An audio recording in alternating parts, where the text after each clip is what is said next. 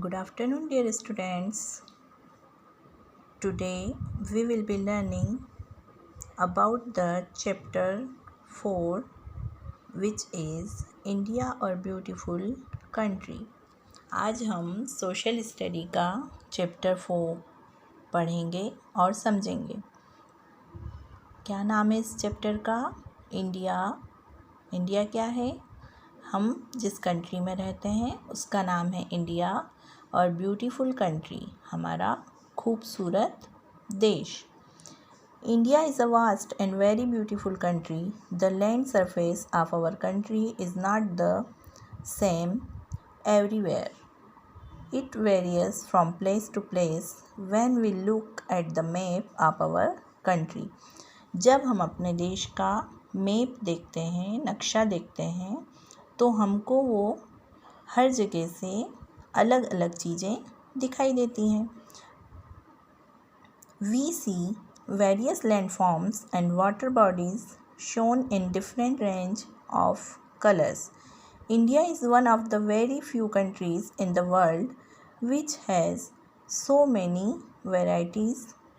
Our country has mountains, plains, deserts, thick forests, a long coastline, beautiful beaches and many reverse. हमारे देश में क्या क्या चीज़ें हैं?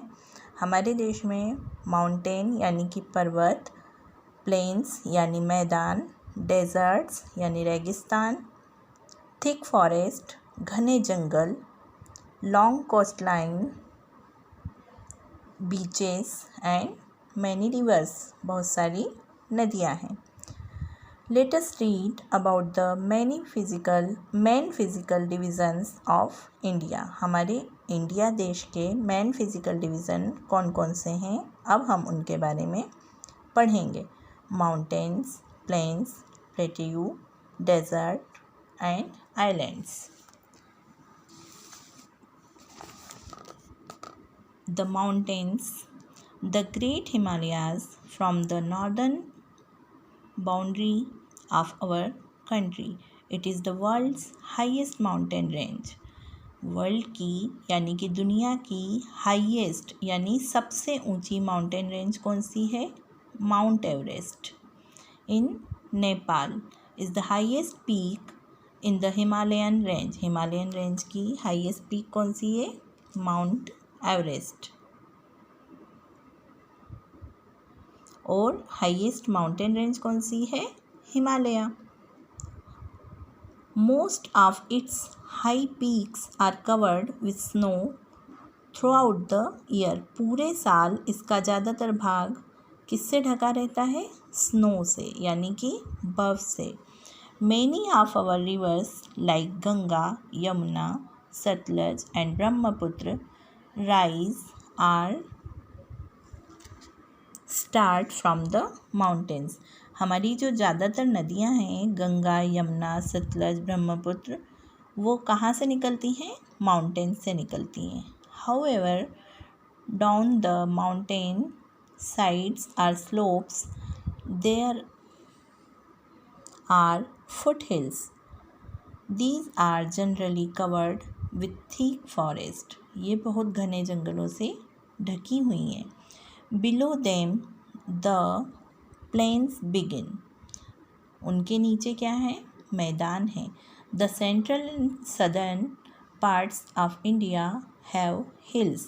सेंट्रल और सदर्न मतलब दक्षिणी जो पार्ट है उसमें क्या है? हिल्स हैं. Hills are low mountain ranges. जैसे एक होता है माउंटेन यानी बहुत ऊंचा पहाड़ या पर्वत, और हिल्स जो होती हैं वो कम ऊंचाई वाली पहाड़ियाँ.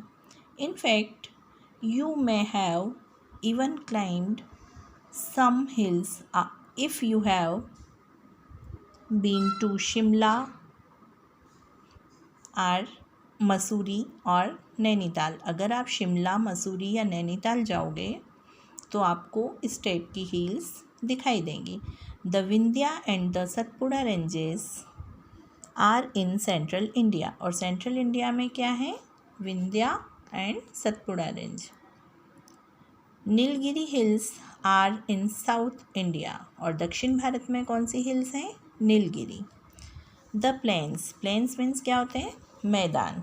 अब हम प्लेन्स के बारे में पढ़ेंगे। Plains mean flat and levelled land. Plains क्या होते हैं? फ्लैट यानी कि एकदम चपटे, और लेवल समतल जमीन। The great plains of India also referred to as Gangetic Plains, lie to the south of the Himalayas. The rivers Ganga and Yamuna flow through these plains. Ganga और यमुना नदी कहाँ से निकलती है? यहीं से निकलती है। These rivers make the land fertile and therefore this area become perfect for growing grains. और अनाज उगाने के लिए इसको फर्टाइल बनाती है। Plains are always thickly populated as plenty of food is grown there. The plains along the eastern and the western coast of India are thin strips of flat land. They meet in the south at a place called Kanyakumari.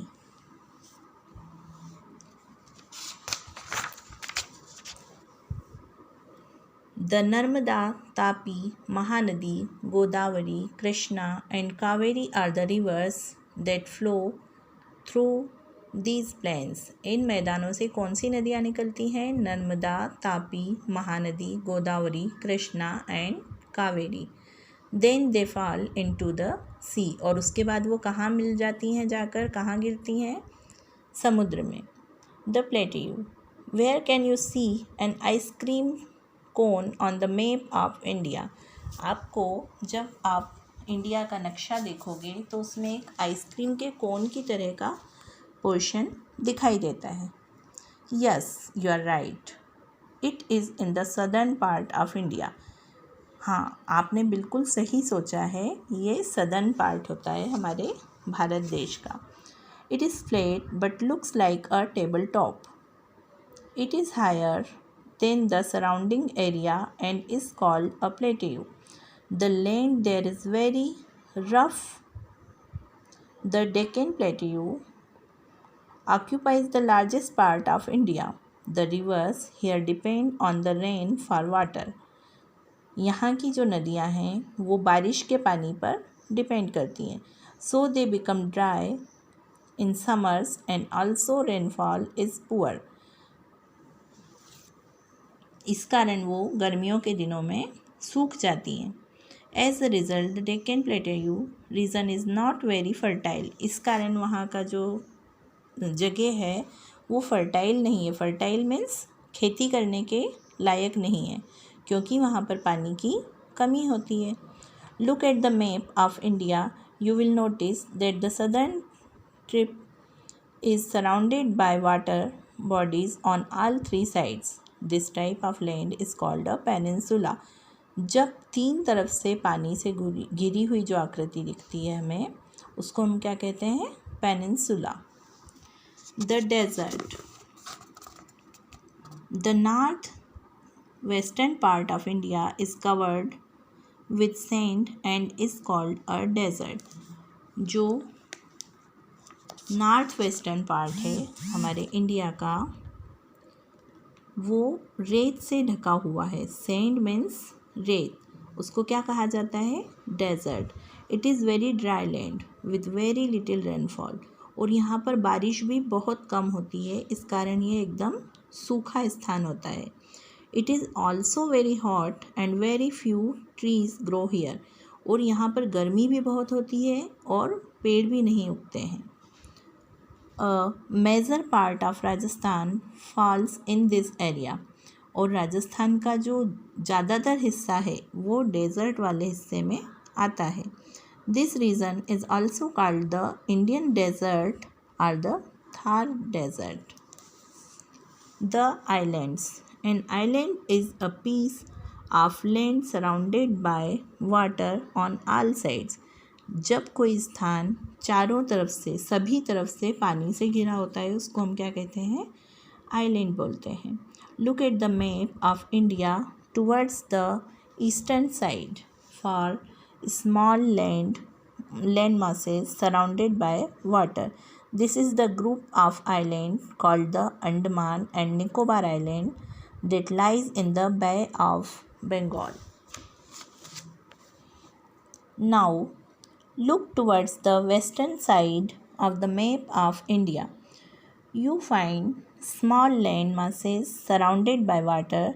This island group is called the Lakshadweep Island that lies in the Arabian Sea. Besides having a variety of landforms, India experiences a variety of climate. Mountain regions are cool throughout the year, while in plains, summers are too hot and winters are too cold. The climate in the coastal areas is neither very hot nor very cold. यहाँ पर जो climate है वो अलग अलग स्थानों पर अलग अलग होता है.